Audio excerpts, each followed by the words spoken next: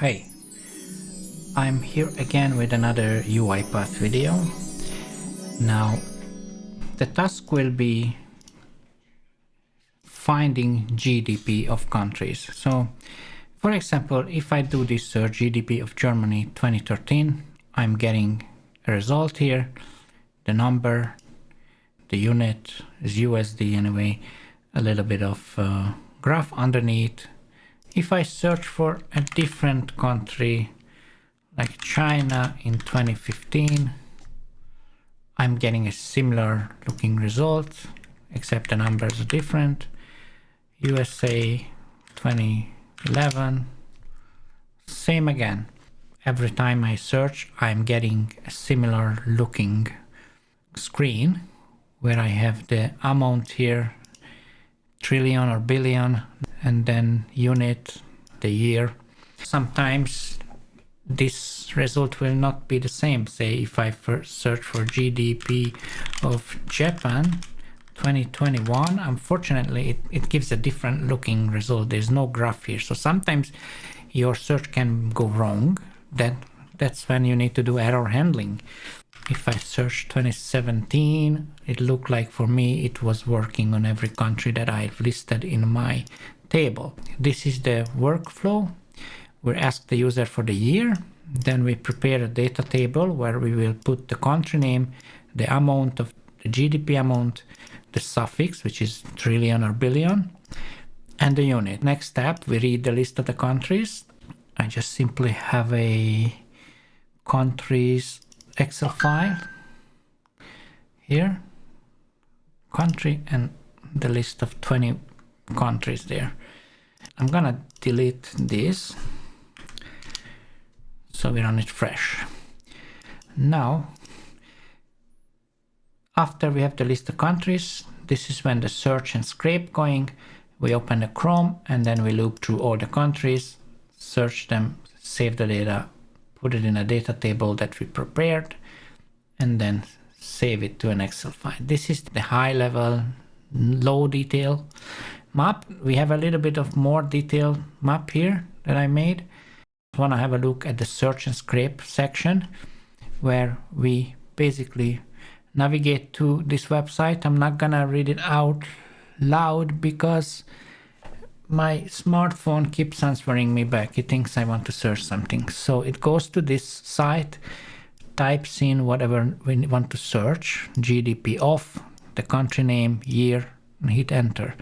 Then it gets the data, and then we process that data, which is a couple of steps. This data comes as one line like this, and we need to split it up by the space bar between the words, and then store each word in a different variable. I have to, as extra, convert the amount in a number format, because when I write it out to Excel, Excel will complain if it's a text. So we write it as a number. Now we cycle through every country, and then every time at the end we add the country data into the table, and at the very end of it we save it. So let's see that in UiPath. So here we are, and I'm just gonna run it for 2017.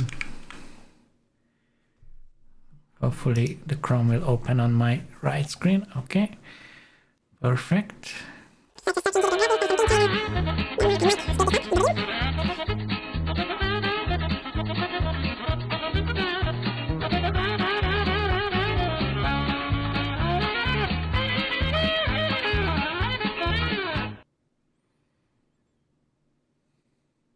Now the only thing I forgot to show is the actual UiPath code starting from the highest level. So this is the big box here which has everything. If I open it up, I'm gonna have a preparation sequence, a browser sequence, and a write range. Now in the preparation, we ask the user for the year.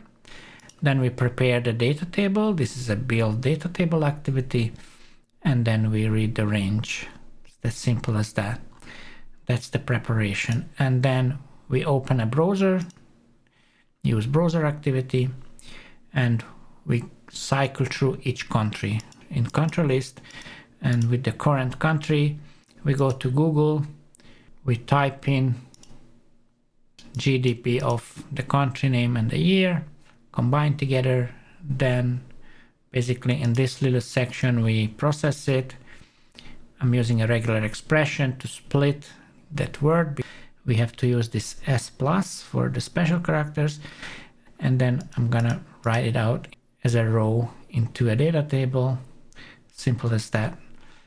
We do that with every country, and once we're done, we just write it to an Excel file. I gave the year and the word GDP and the .xlsx as a file name. I just saved it into the same directory. Now let's just run it one more time with a different year. So let's do 2019.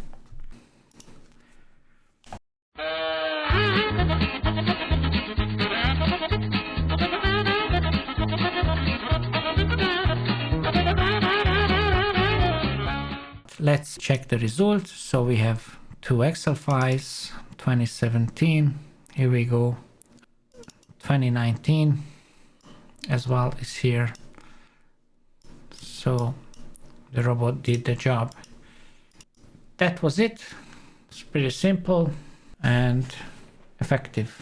And this is just a nice example how robot can do repetitive jobs that would be boring to do as a human. Thanks for watching. See you next time.